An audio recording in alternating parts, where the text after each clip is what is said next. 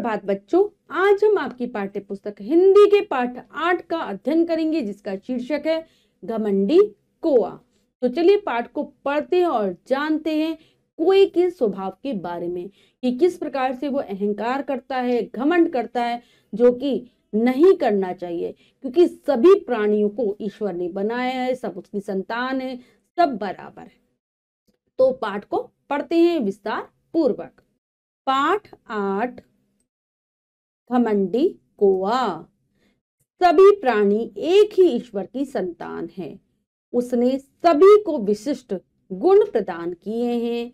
किसी को कभी अपने आप पर अहंकार नहीं करना चाहिए। तो इस संसार में जितने भी प्राणी हैं, चाहे वो मनुष्य हो, चाहे वो जीव जंतु हो या कोई भी प्राणी हो, सभी को किसने बनाया है? भगवान ने बनाया है। सब भगवान की नजर में सभी बराबर है और सभी को उन्होंने कोई ना कोई एक ऐसा गुण दिया है जो उसको अपने आप में विशिष्ट बनाता है। तो अगर हमारे पास कोई गुण है तो हमें उस पर कभी भी अहंकार नहीं करना चाहिए, घमंड नहीं करना चाहिए। तो चलिए जानते हैं हंस और कौआ इन दोनों के वार्तालाप से इस बात को। हंस, यह कौन सी नगरी है भाई? कौआ, यह देवपुरी है। तो हंस घूमता घूमता हुआ एक नगरी में आ जाता है। उसे पता नहीं कौन सी नगरी है, कौन सा नगर है। वो पूछता है ये कौन सी नगरी है भाई? तो वहां पर एक कौआ है, वो बताता है कि ये देवपुरी है। कौन सी पुरी है? देवपुरी है। हंस पूछता है तुम कौन हो भाई? कि भाई तुम कौन हो? कौआ कहता है मैं कौआ हूं, अपनी जाति का मुखिया। मुझे सब स्थानों पर विशेष सम्मान मिलता है।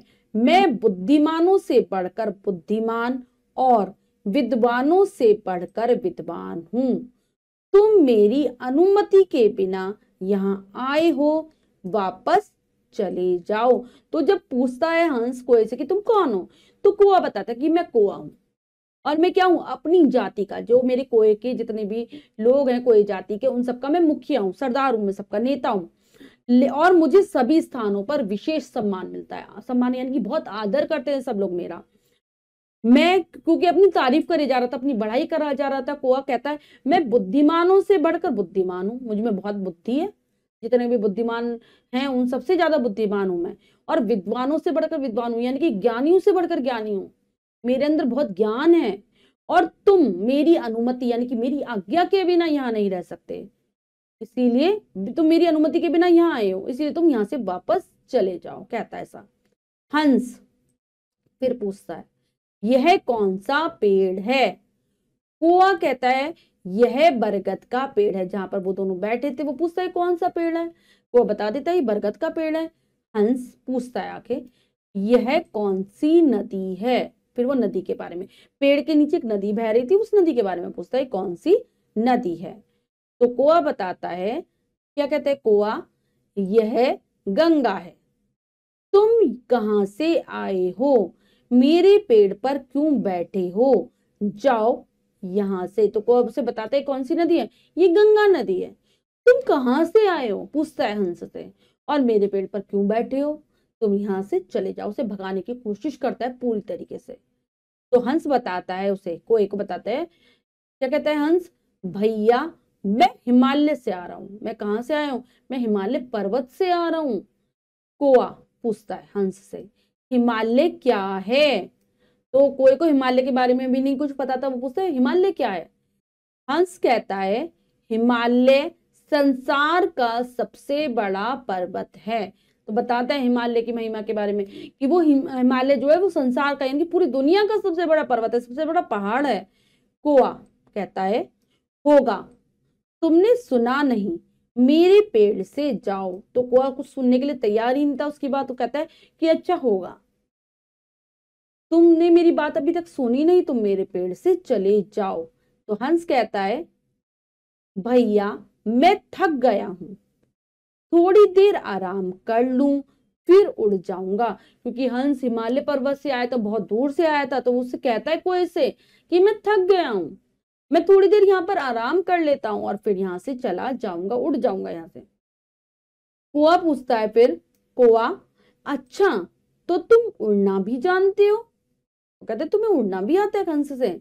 तो हंस जवाब देते हुए कहता है, हंस, हाँ भैया, मैं भी तुम्हारी तरह एक पक्षी हूँ, मैं भी उड़ना जानता हूँ। तो जो कौवा था बहुत घमंड के साथ सारी बातें बोल रहा था, लेकिन हंस बहुत ही विनम्रता के साथ उसकी सारी बातों का जवाब दे रहा था।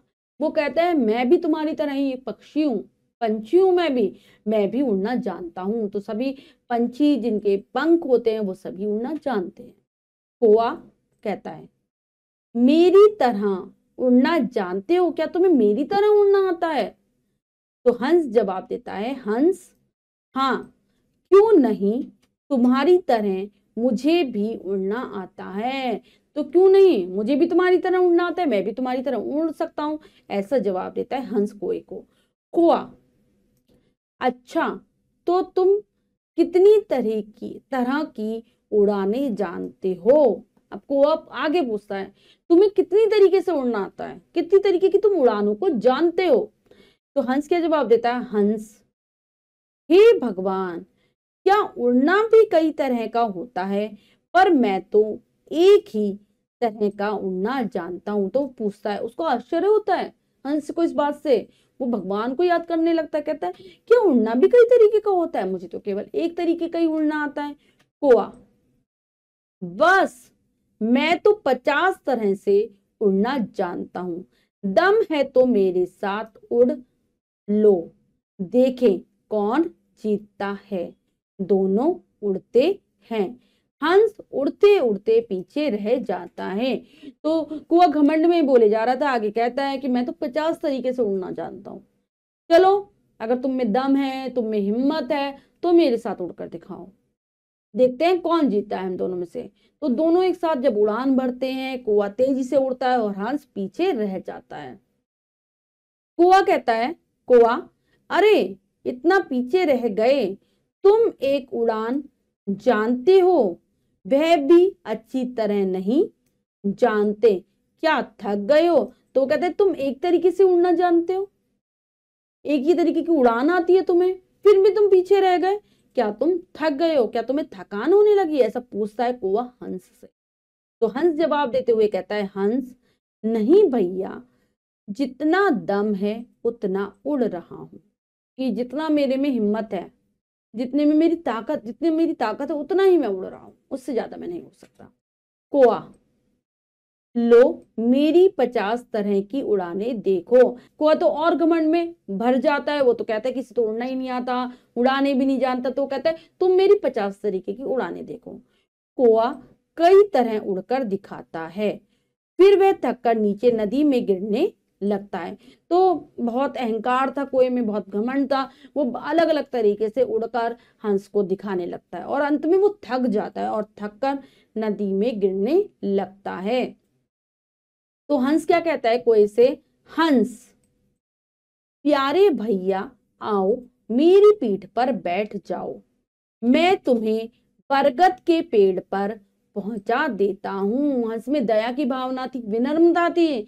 तो बच्चों, हंस क्या कहता है कि तुम मेरी आराम से मेरी पीठ पर बैठ जाओ, मैं तुम्हें बरगद के पेड़ पर पहुंचा दूंगा, छोड़ाऊंगा।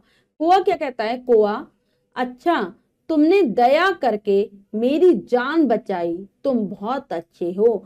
तो अब कौवे को अपनी गलती का एहसास होता है। वो कहता है हंस से, तुम बहुत दयालु हो, तुमने मुझ पर दया करी, मेरी जान बचाई, तुम तो बहुत अच्छे हो। कौवा हंस की पीठ पर बैठ जाता है। हंस उसे बरगद के पेड़ पर छोड़ देता है और जाने लगता है। कौवा बैठ जाता है अब हंस की पीठ पर और हंस उसे बरगद के पेड़ तक भी पहुंचा देता है और उसे छोड़कर वह जाने लगता है। तो कौवा कहता है, कौवा, कहाँ जा रहे हो? यहीं रहो जब तक तुम्हारा मन चाहे। तो कहते हैं कि अब तुम कहाँ जा रहे हो? तुम यहाँ आराम से रह सकते हो, जब तक तुम्हारा मन करे तुम यहाँ पर रुक सकते हो। शीत ऋतु बीत जाने पर हंस हिमालय की ओर चल देता है। सर्दियों की ऋतु में हंस वहां आया था, क्योंकि हिमालय पर बहुत ज्यादा बर्फ जम जाती है, ठंड पड़ने लगती है। तो जैसे ही ठंड का मौसम समाप्त होता है, हंस वापस अपने हिमालय पर्वत की ओर चला जाता है। तो बच्चों, इस पाठ के माध्यम से हमने यही सीखा है कि हमें कभी भी घमंडी नहीं होना चाहिए, हमारे अंदर अहंकार नहीं होना चाहिए, क्योंकि अगर हम अहंकार करते हैं तो हम अपनी ही हानि करते हैं, अपना ही नुकसान करते हैं। जैसा कि कौए ने किया, अगर हंस उसको ना बचाता तो वो जल में ही गिर जाता। हमें बहुत ज्यादा विनम्र बनना चाहिए, हमें कभी भी कठोर नहीं बनना चाहिए और अहंकार में आकर किसी के साथ बुरा व्यवहार नहीं करना। अब हम बच्चों पाठ के शब्दार्थ कर लेते हैं। सम्मान, मान, आदर भी कह सकते हैं। अनुमति, स्वीकृति या फिर आज्ञा। उड़ान, उड़ने की क्रिया, जो उड़ान क्या होता है, जो उड़ने का जो तरीका होता है पक्षियों का, उसे कहते हैं। तो बच्चों हमने शब्दार्थ कर लिए हैं, इन्हें आप याद कर लेंगे। अब हम पाठ का अभ्यास कार्य कर लेते हैं और वो है लिखिए में से। पहला प्रश्न पढ़ते हैं, करने का प्रयास करते हैं। सही विकल्प पर सही का निशान लगाइए। प्रश्न में 3 विकल्प हैं, 2 विकल्प गलत हैं, 1 विकल्प सही है। हमें सही विकल्प को चुनना है, सही का निशान लगा देना है। करते हैं। हंस के पूछने पर कोई ने नगरी का नाम बताया। देवपुरी, रामपुरी, कृष्णपुरी। तो उसने जो नगरी का नाम बताया था वो बताया था देवपुरी। ए विकल्प सही है। कोई ने नदी का नाम बताया। यमुना, गंगा, सरस्वती। तो उसने नदी का नाम गंगा बताया था। बी विकल्प सही है। अब है आगे, आगे पढ़ते हैं। कोई ने पेड़ बताया। अपना, हंस का, सभी का। तो कोई ने जो बरगद का पेड़ था उसको अपना पेड़ बताया। ए विकल्प सही है। कौआ कितनी तरह की उड़ानें जानता है। 20, 30, 50। तो कौआ जानता है 50 तरीके की उड़ानें, 50 तरह की उड़ानें जानता है। उड़ते उड़ते थकान हो जाती है हंस को, कोए को, दोनों को। तो उड़ते उड़ते जो थकान हो जाती है वो हो जाती है कोए को। बी विकल्प सही है। अब बच्चों अगला प्रश्न करते हैं। सामने दिए गए शब्दों में से उचित शब्द चुनकर रिक्त स्थान भरिए। तो बच्चों यहाँ पर जो कोष्टक है उसमें 2-2 शब्द दिए गए हैं। एक शब्द सही है, एक शब्द गलत है। हमें उचित शब्द चुनना है और रिक्त स्थानों की पूर्ति करनी है। करते हैं। कोई ने स्वयं को अपनी जाति का रिक्त स्थान बताया। तो अपनी जाति का वो बताता है मुखिया। बुजुर्ग नहीं बताता, वो बताता है अपनी जाति का मुखिया।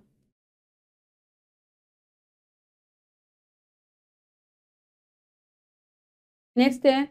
हंस ने कोई के प्रति संबोधन किया। रिक्त स्थान भाई या फिर मित्र। तो उसने कहा भाई। कौआ अपनी रिक्त स्थान प्रशंसा कर रहा था। सच्ची, झूठी। तो वो अपनी झूठी झूठी प्रशंसा कर रहा था, क्योंकि कौआ क्या था, बहुत घमंडी था। नेक्स्ट, कौआ रिक्त स्थान के विषय में नहीं जानता था। तो कौआ हिमालय के विषय में नहीं जानता था। लिखेंगे हिमालय। नेक्स्ट है सही मिलान कीजिए। तो बच्चों यहाँ पर 2 कॉलम है, ठीक है। हमें इन दोनों कॉलम को मिलाना है, मिलान करना है। करते हैं। थोड़ी देर आराम कर लूं, फिर उड़ जाऊंगा, ऐसा कहा था हंस ने। अगला है अच्छा। क्या आ जाएगा? अच्छा, तुम उड़ना भी जानते हो, क्या आ जाएगा? फिर अगला है भैया। भैया के साथ आएगा मैं थक गया हूं। नेक्स्ट है क्या उड़ना भी कई तरह का होता है। मेरी 50 तरह की उड़ानें देखो। तो बच्चों ये कार्य हमने अच्छी प्रकार से समझकर पूर्ण कर लिया है। इसके बाद जो भी कार्य दिया गया है वो आपको स्वयं करना है, सुंदर सुंदर अक्षरों में अपनी अभ्यास पुस्तिका में। तो बच्चों आज हमने पाठ के माध्यम से ये बात जानी कि हमें कभी भी अहंकार नहीं करना चाहिए। सभी प्राणी समान हैं, सभी बराबर हैं, सभी भगवान के द्वारा बनाए गए हैं। क्योंकि अगर हम घमंड करेंगे तो हम स्वयं का नुकसान करेंगे। आशा करती हूँ पाठ बहुत अच्छे से आपको समझ आ गया होगा। पाठ को फिर से जरूर पढ़ेंगे। मिलते हैं अगली कक्षा में नए पाठ के साथ। तब तक के लिए स्वस्थ रहिए, प्रसन्न रहिए। धन्यवाद।